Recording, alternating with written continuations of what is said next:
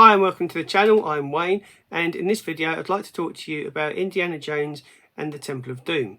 If you didn't realise that it was the sequel to the 1984 classic, and that is Raiders of the Lost Ark. Indiana Jones Temple of Doom was released in 1984, and this would have been after Harrison Ford had already starred in The Empire Strikes Back and Return of the Jedi, which was released in 1983.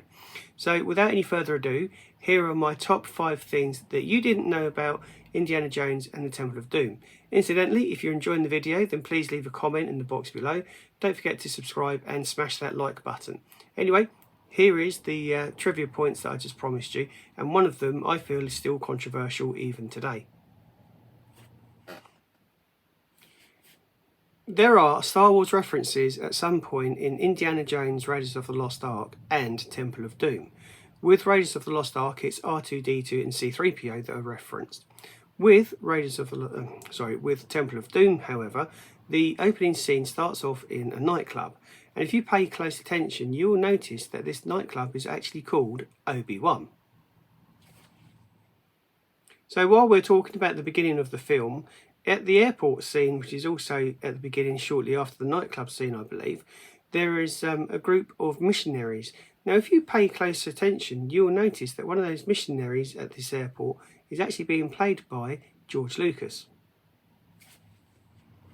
If you're somebody who likes to keep track of how many times a character will say, "I have a bad feeling about this" in Star Wars, or how many times a character will say a specific reference in a film, then you will have noticed, or maybe not have noticed, that Katie Campshaw's character screams 71 times on screen. Now, in order for her to get that perfect scream, though, she was actually taught how to scream for the Temple of Doom. One of the things that causes Katie Campshaw's character, Wiley Scott, to scream are the bats, the vampire bats. Now, they are actual real life-sized bats, but the ones that were used were totally the opposite to vampire bats, as they used fruit bats instead. Vampire bats, believe it or not, do actually exist, but they are considerably smaller than fruit bats.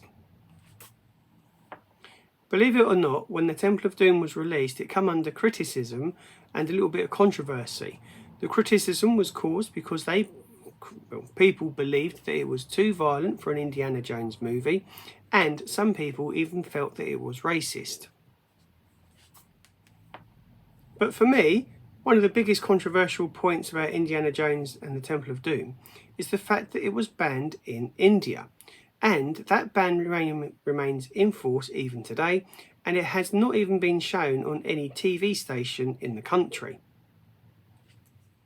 And that's where I'm going to wrap up this video. Thank you so much for joining me here on Sci-Fi Fans. Hope you've enjoyed yourself, and I take it that you have because you're still here watching. While you're here, if you haven't done so already, please do consider subscribing, smashing that like button, and don't forget to request notifications. And that way, that will help the channel grow, and that will help me out as well. It doesn't cost you anything to do those things, but please feel free to do them if you've enjoyed the content. New videos are coming out on a regular basis, and I look forward to you joining me on those other videos.